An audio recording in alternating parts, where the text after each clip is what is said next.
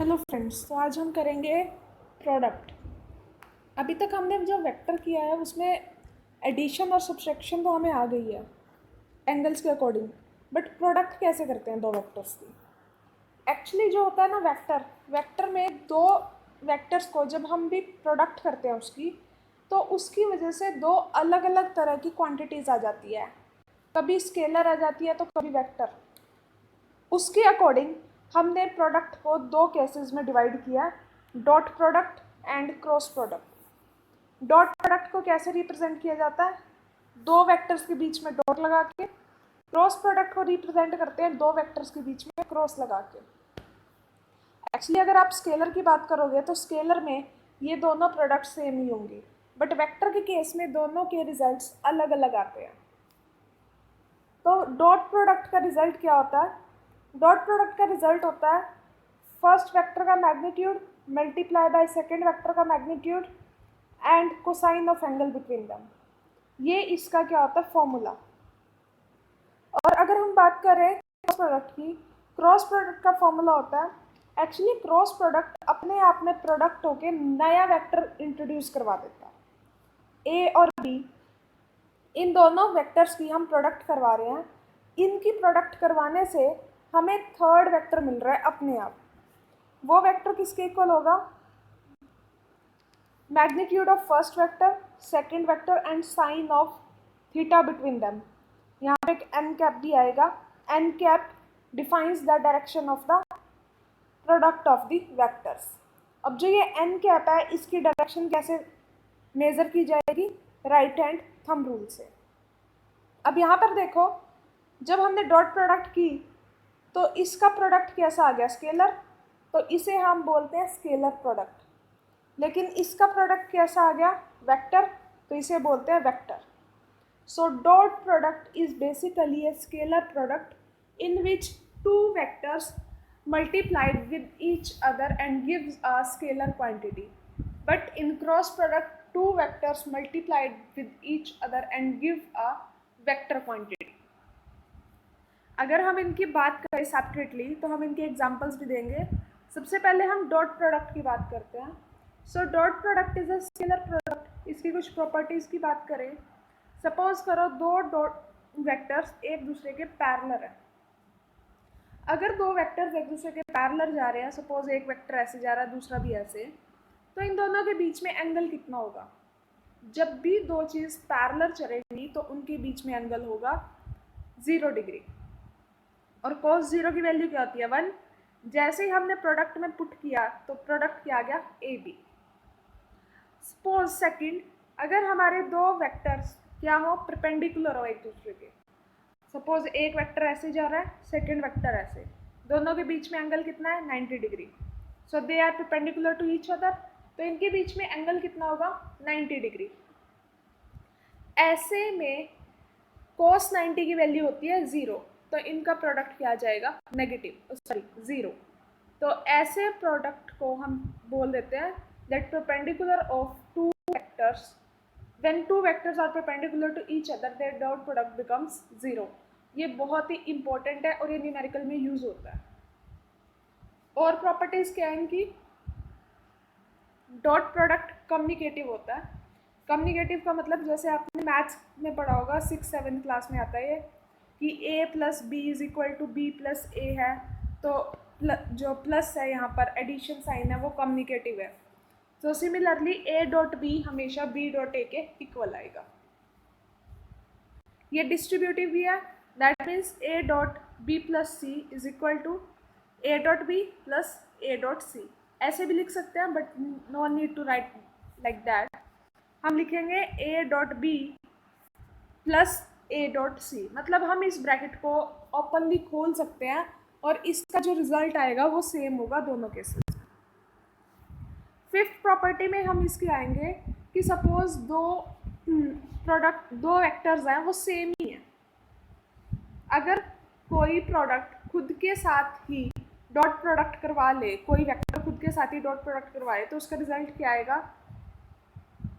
Magnitude of first vector, magnitude of second. अब जब दोनों सेम है तो दोनों एक दूसरे के ऊपर ही होंगे, यानी एंगल कितना है इनके बीच में? 0 degree. So cos 0 is equal to 1, तो ये क्या आ जाएगा a square. When a vector is multiplied by itself, then its results become a square. अगर हम डॉट प्रोडक्ट की बात करें तो इसके कुछ एग्जांपल्स हैं, जैसे वर्क डन. आप जब 9th क्लास में थे आपने एक फॉर्मूला पढ़ा था वर्क डन का, फोर्स इनटू डिस्प्लेसमेंट.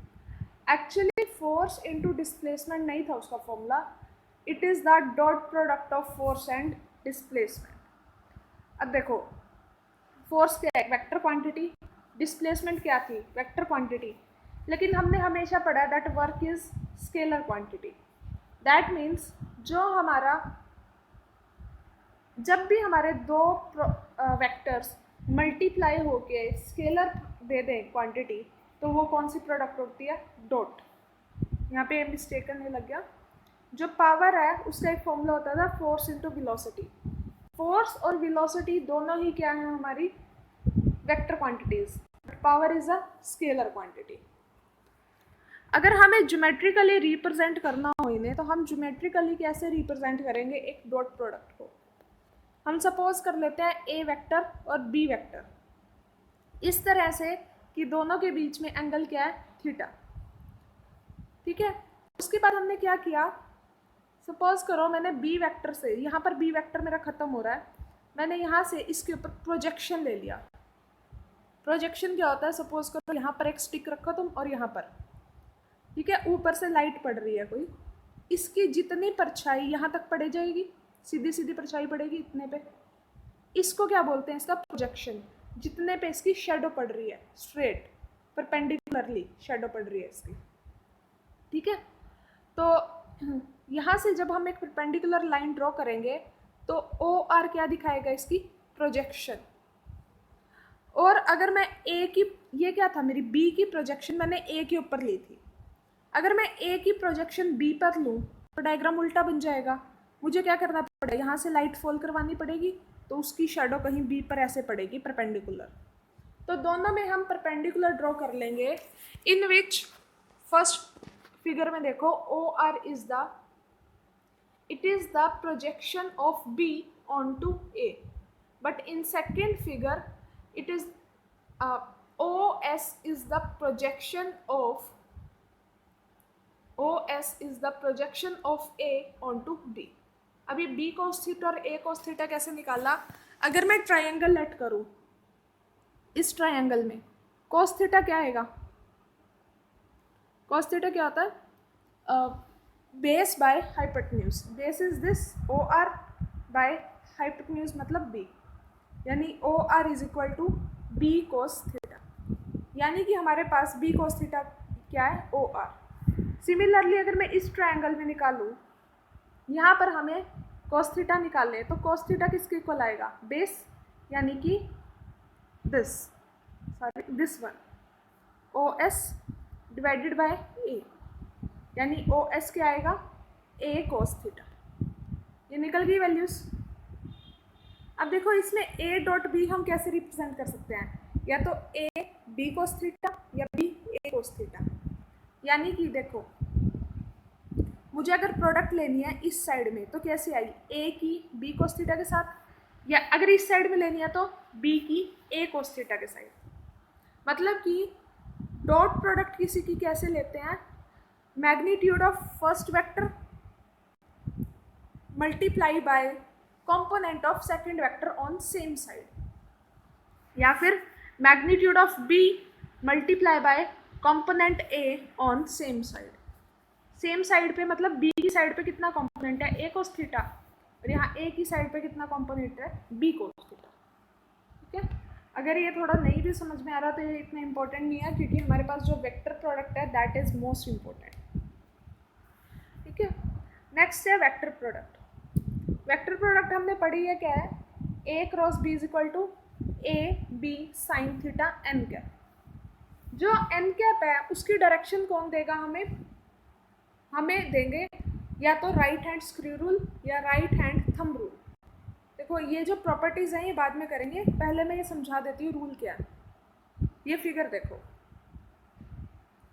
सपोज ए क्रॉस बी करना है हमें, ए क्रॉस बी का मतलब होता है ए से बी की तरफ चलोगे। ए से, जैसे इसने हैंड दिखाया हुआ है, इस तरह अपना हैंड रखो, किस तरफ कर्ल करना है, ए से बी की तरफ कर्ल करती हुई जानी है फिंगर्स। जैसे आपने हैंड कर्ल करना शुरू किया, इस तरह कर्ल हुआ आपका हैंड। जब ऐसे हैंड कर्ल करोगे, जो आपका थंब है वो ऊपर की तरफ डायरेक्शन शो करेगा, ठीक है। अब ये जब ऊपर की तरफ डायरेक्शन शो कर रहा है, दैट मीन्स इन दोनों के प्रोडक्ट से डायरेक्शन क्या आ रही है, ऊपर की तरफ, राइट। अब ये तो किसका था केस, ए क्रॉस बी का। सपोज आपको केस लेना हो बी क्रॉस ए का, तो बी क्रॉस ए का केस ऐसे हो जाएगा। बी मतलब बी से ए की तरफ आएंगे, बी से ए की तरफ आएंगे, कर्ल करेंगे राइट हैंड की फिंगर्स। उस टाइम कर्ल करते हुए क्या होगा, हमारे थंब है जो वो वर्टिकली डाउनवर्ड रिप्रेजेंट करेगा, और जो हमारे थंब की डायरेक्शन है that is the direction of vector C, मतलब हमारे प्रोडक्ट की डायरेक्शन है, ठीक है। तो इसका मतलब जो हमारे प्रोडक्ट होते हैं, क्रॉस प्रोडक्ट होता है, उसमें जो भी रिजल्टेंट आएगा वो ए एंड बी दोनों का परपेंडिकुलर होगा, दोनों से 90 डिग्री पे डेफिनेट होगा। Okay, always remember that. So इसमें इतना ही है कि जो हमारा वेक्टर प्रोडक्ट है उसमें राइट हैंड थंब रूल ऐसे है, और स्क्रू रूल में क्या होगा, जब है स्क्रू, सपोज हैंड की जगह हमें स्क्रू रूल लगाना है। स्क्रू मतलब आपने जो वो कील या पेच टाइप देखोगे जो घूमता है। अब उस स्क्रू को कैसे घुमाना है, अगर आपको ए क्रॉस बी करना है तो ए से बी की तरफ घुमाना है। अब अगर आप ए से बी की तरफ स्क्रू घुमाओगे तो ऑलवेज रिमेंबर कि वो आपके बाहर की तरफ निकलेगा, यानी कि डायरेक्शन कहाँ होगी, ऊपर की तरफ, ठीक है। घुमा के देखना स्क्रू को, और अगर हम स्क्रू को बी से ए की तरफ घुमाएंगे तो बी से ए की तरफ घुमाने का मतलब हुआ कि स्क्रू अंदर की तरफ जाएगा वॉल में। इसका मतलब डायरेक्शन क्या हुई, वर्टिकली इनवर्ड्स। तो इस तरह से वर्टिकली इनवर्ड्स एक्चुअली डाउनवर्ड को रिप्रेजेंट करेगा, और वर्टिकली आउटवर्ड्स अपवर्ड को रिप्रेजेंट करेगा, ऊपर वाली डायरेक्शन को। अगर हम ये डायग्राम थोड़ा सा रिवर्स करें, अगर आपके पास बुक है तो आप उसमें से डेफिनेशन लिख सकते हो इसकी, अदरवाइज डेफिनेशन की इतनी नीड नहीं है, आपको फॉर्मूला समझ में आना चाहिए। डॉट और क्रॉस प्रोडक्ट पे आपके न्यूमेरिकल ज़्यादा आते हैं इन रिस्पेक्ट कि आपका थियोरेटिकल पार्ट है, बट थियोरेटिकल पार्ट समझना उतना ही ज़रूरी है जितना प्रैक्टिकल पार्ट, ठीक है। ये हमारे थी वेक्टर प्रोडक्ट की इंट्रोडक्शन। अब अगर हम इसकी प्रॉपर्टी स्टार्ट करें, वो हम नेक्स्ट लेक्चर में करें, क्योंकि इसकी जो प्रॉपर्टीज़ हैं और डॉट प्रोडक्ट की भी बहुत सारी प्रॉपर्टीज़ रहती हैं अभी, ठीक है। तो नेक्स्ट लेक्चर में बहुत सारी प्रॉपर्टीज़ इनकी डिस्कस करेंगे। 2 लेक्चर्स में हमारा वेक्टर प्रोडक्ट और स्केलर प्रोडक्ट कंप्लीट हो जाएगा। उसके बाद हम स्टार्ट करेंगे हमारा इसके ऊपर न्यूमेरिकल्स करेंगे, प्रोबेबली इन 1 और 2 वीडियोज़ में भी। अगर न्यूमेरिकल ज़्यादा हुए तो 2 वीडियोज़ भी लग सकती हैं। उसके बाद हमारी सेकेंड यूनिट हो जाएगी complete, then we will move towards the third unit, and obviously third unit में आपको बहुत मज़ा आएगा। Third unit is the my favourite and very interesting unit. Okay, so अगर आपको वीडियो अच्छी लगे तो लाइक करें, and do subscribe the channel if you are new on the channel. Thank you.